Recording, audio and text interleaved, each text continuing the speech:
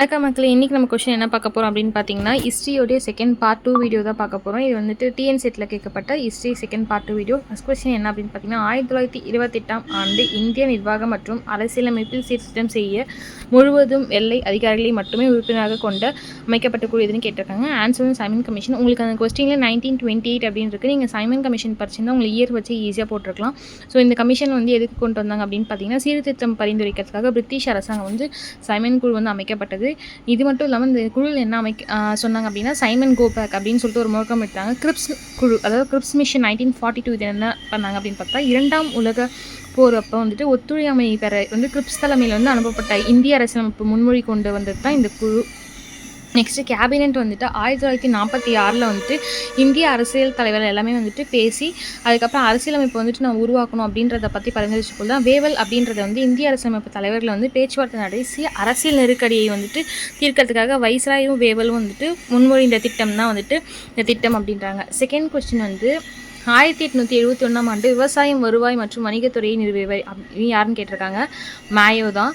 So Lord Mayo இவர் தான் வந்துட்டு 4வது வயசுல. நான் ஆல்ரெடி உங்களுக்கு ஷார்ட்கட் போட்டிருக்கேன், நீங்கள் இயர்மே ஷார்ட்கட் போட்டிருக்கேன், நீங்கள் பார்த்துருந்தீங்கன்னாவே ஈஸியாக லார்ட் மேயோ அப்படின்னு சொல்லிட்டு வந்துட்டு அடிச்சிருக்கலாம்.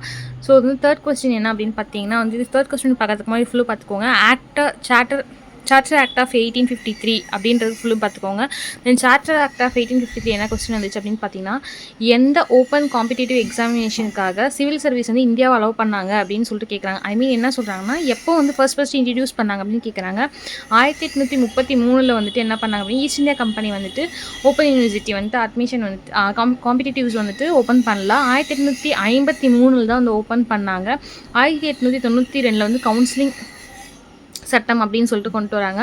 அப்போ வந்துட்டு என்ன ஆகுது அப்படின்னு பார்த்தீங்கன்னா வந்துட்டு பார்ட்டிசிபேஷன்ஸ் வந்துட்டு சிவில் சர்வீஸில் எக்ஸாமினேஷன் பண்ண ஆரம்பிச்சிட்டாங்க. நெக்ஸ்ட் மின்டோ மாலி ரிஃபார்ம் சிஸ்டம் உங்களுக்கே தெரியும், முஸ்லீம்ஸ்க்கான ஒரு எக்ஸ்பேண்டட் லெஜிஸ்லேட்டிவ் கவுன்சில் தான் இது. ஸோ இதுக்கும் வந்து சிவில் சர்வீஸ்க்கும் சம்மந்தம் இல்லை. ஸோ ஆன்சர் வந்து 1853 தான். ஸோ ஃபோர்த்து கொஸ்டின் என்ன பார்த்தீங்கன்னா, படித்த இந்தியர்களை வந்து எப்படி பிரிட்டிஷார் வந்து ஏளனம் செய்தாங்க அப்படின்னா வந்துட்டு பாபுக்கள் அப்படின்னு சொல்லிட்டு கூப்பிட்டாங்க. இது வந்துட்டு என்ன படித்தவங்க வந்து இப்படி கூப்பிட்டாங்க. ஸோ வந்து பிரிட்டிஷோடைய ஆட்சியில் வந்து இந்தியாவில் இருக்க நிறைய படித்தவங்க வந்து நிறைய பேர் எப்படி இருந்தாங்க அப்படின்னு பார்த்தீங்கன்னா, ஒரு ரைட்டராக இருந்தாங்க. நெக்ஸ்ட் இந்த கவர்மெண்ட் ஆஃபீஸில் ஒர்க் பண்ணுற அலுவலர்களாக இருந்தாங்க. ஸோ அவங்கள தான் வந்துட்டு இப்படி பாபுக்கள் அப்படின்னு சொல்லிட்டு கிண்டல் பண்ணியும் வந்து ஏளனமாக பேசுகிறாங்க. இது மட்டும் இல்லாமல் வந்துட்டு பிரபுக்கள் அப்படின்னா உங்களுக்கே தெரியும், அதுக்கு அறிஞர்கள்னாலும் தெரியும். பஃபூன்கள் அப்படின்னா வந்துட்டு காமிக் பண்ணுறவங்க. ஸோ வந்துட்டு பஃபூனேஷன் போட்டிருக்காங்க. ஸோ இது மூணுமே வந்து ஆப்ட் ஆகாது. பாபுக்கள் அப்படின்றது உங்களுக்கு ஆப்ட் ஆகும்.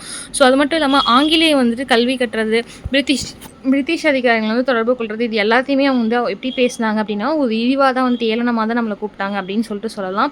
அது மட்டும் இல்லாமல் பிரிட்டிஷ் ஆட்சியில் வந்து படிச்சுட்டு பெரும்பாலான எழுத்தாளர்களும் அரசு அலுவலகங்களில் பணியாற்றுவதாக இருந்ததுனால பிரிட்டிஷ் அரசாங்கம் வந்து என்ன பண்ணிடுச்சுன்னா வந்துட்டு இவங்க வந்துட்டு பாபு அப்படின்னா கிளர்க். ஸோ வந்து இங்கே மேக்ஸிமம் பார்த்தீங்கன்னா கிளர்க்ஸாக தான் ஒர்க் பண்ணியிருப்பாங்க. ஸோ வந்து கிளர்க்குங்க அப்படின்னு சொல்லிட்டு கிண்டல் பண்ணி கூப்பிட்றாங்க. ஏன்னா வந்துட்டு பாபு அப்படின்னா கிளர்க் இல்லைன்னா எழுத்தர் அப்படின்னு சொல்லிட்டு சொல்லலாம். ஸோ இது ரெண்டுத்துல தான் நம்ம நிறைய பேர் இருந்தாங்க. நீங்கள் வந்து மதராசப்பட்டினம் மூவியில் கூட பார்த்துருப்பீங்க. ஸோ வந்துட்டு அந்த டிரான்ஸ்லேட் பண்ணுறவராக இருந்திருப்பாங்க. இல்லைனா வந்துட்டு நமக்கு வந்துட்டு அவங்களுக்கு கீழே ஒர்க் பண்ணுறவங்களா இருந்ததுனால வந்துட்டு இருந்ததுனால நம்ம வந்து பயங்கரமாக ஏளனம் பண்ணாங்க அப்படின்னு சொல்லலாம். ஸோ இதில் ஆப்ஷன் உங்களுக்கு ஈஸியாக மூணுமே ஸ்கிப் பண்ணி இதுதான் உங்களுக்கு ஆப்ஷனில் போடுற மாதிரி இருக்கும். ஸோ சார்ட்டர்ட் அக்கௌண்ட் மட்டும் நல்லா பார்த்துக்கோங்க. அது வந்து கன்ஃபார்மாக ஒரு கொஸ்டின் ஒரு பாலிட்டியை பொறுத்த வரைக்கும். தென் அது மட்டும் இல்லாமல் வந்துட்டு உங்களுக்கு நிறைய பாலிட்டியிலுமே 2-3 கொஸ்டின்ஸ் வந்தது. ஸோ நல்லா பார்த்துக்கோங்க. அதுக்கப்புறம் வந்துட்டு சார்ட்டர்ட் அக்கௌண்டர் வந்துட்டு 1813 அதுக்கப்புறம் பிட்ஸ் இந்தியா ஆக்ட்லேருந்தே ஃபுல்லாக பாருங்கள். ஃபுல்லாக பார்த்தா தான் உங்களுக்கு அட்லீஸ்ட் ஏதாவது ஒரு கொஸ்டின்ஸ் நம்ம அட்டன் பண்ண முடியும். ஸோ வந்துட்டு அதை வந்து டயக்ராம் பண்ணி இல்லைனா வந்துட்டு அது மொத்தத்தையும் கம்பேரிசன் பண்ணி படிங்க. ஸோ வந்து உங்களுக்கு அது ஈஸியாக இருக்கும் படிக்கிறதுக்கு வந்துட்டு. தென் வந்துட்டு என்ன அப்படின்னு பார்த்தீங்கன்னா, ஹிஸ்ட்ரி பொறுத்த வரைக்கும் இந்த டைம் கொஸ்டின்ஸ் வந்து ஒரு மாடரேட்டாக தான் வந்தது. ரொம்ப ஈஸியாக வந்ததுன்னு சொல்ல முடியாது, டஃப்பாக வந்ததுன்னு சொல்ல முடியாது. சில கொஸ்டின்ஸ் டஃப்பாக இருந்தது. அசெஷன் ரீசன்ஸ்லாம் வந்து இந்த டைம் பெருசாக வரல. ஸோ டெல்லி சுல்தானேட்ல நிறைய கொஸ்டின்ஸ் வந்தது. சரி வாங்க 5th கொஸ்டின்ஸ் என்ன பார்க்கலாம். பின்வருவனவற்றில் தாரா ஷீகோ எழுதிய நூல் எது அப்படின்னு சொல்லிட்டு கேட்குறாங்க. ஆன்சர் வந்து மஜ்மல் உல் பக்ரைன். ஸோ இந்த தாரா ஷீகோ யார் அப்படின்னு பார்த்தீங்கன்னா, ஷாஜகானுடைய மூத்த மகள் தான் தாரா ஷீகோ அப்படின்னு சொல்கிறாங்க. இவங்க வந்து ஒரு எழுத்தாளர் அப்படின்னு சொல்லலாம். நெக்ஸ்ட் இது மட்டும் இல்லாமல் ஒரு அறிஞர், தத்துவஞானி மற்றும் கவிஞர் அப்படின்னு சொல்லலாம். இவங்களுடைய கொள்கை என்னன்னு பார்த்தீங்கன்னா, இந்துவும் இஸ்லாமிய மதங்களையும் வந்துட்டு இணைக்க வந்து முயற்சி பண்ணுறாங்க. ஸோ மஜ்மல் உக்ரைன் அப்படின்றது வந்து என்ன அப்படின்னு பார்த்தீங்கன்னா வந்து ஒரு கடல்களின் சங்கமம் அப்படின்ற ஒரு பொருள் வந்து இந்த நூலுக்கு இருக்குது. ஸோ வந்துட்டு இந்த நிறைய தத்துவங்கள்லாம் வந்து இந்த நூலில் வந்து விளக்குறாங்க. ஒற்றுமையை பற்றி நிறைய விளக்குறாங்க. ஸோ பாதுஷா நாமான்றது ஷாஜகானுடைய ஆட்சியை வந்துட்டு அப்துல் ஹமீத் லஹோரி அப்படின்ற ஒருத்தர் வந்து எழுதியிருப்பார். அக்பர் நாமான்றது உங்களுக்கே தெரியும். ஸோ அக்பரை பற்றி எழுதியிருப்பாங்க. ஸோ உங்களுக்கு இது ரெண்டுமே வராது அப்படின்னும் போது உங்களுக்கு வந்து கண்டிப்பாக தெரியும். தாராஷிகோ அப்படின்றவங்க வந்துட்டு எழுதுனது மஜ்னூல் பக்ரன். ஸோ வந்து ஸ்கிப் பண்ணி பாருங்கள். ஹுமாயூன், பாதுஷா, அக்பர் இது மூணுமே வந்துட்டு ஒரு நேம் வந்து உங்களுக்கு தெரிஞ்சிருக்கும். ஸோ இதான் ஆன்சர். ஸோ வந்துட்டு அடுத்த கொஸ்டின் என்ன பார்த்தீங்கன்னா, இந்த கொஸ்டினை வந்துட்டு கேட்காத எக்ஸாம்ஸே இல்லைன்னு தான் சொல்ல முடியும். ஜோதிபா புலே தான் இதுக்கு ஆன்சர். ஸோ வந்து தயானந்தி சரஸ்வதி வந்து ஆரிய சமாஜ் வந்து இருக்கிறார். ராஜாராம் மோகன் ராய் வந்து இது பிரம்ம சமாஜ். சுவாமி விவேகானந்தா வந்து உங்களுக்கே தெரியும், ராமகிருஷ்ண மிஷன்.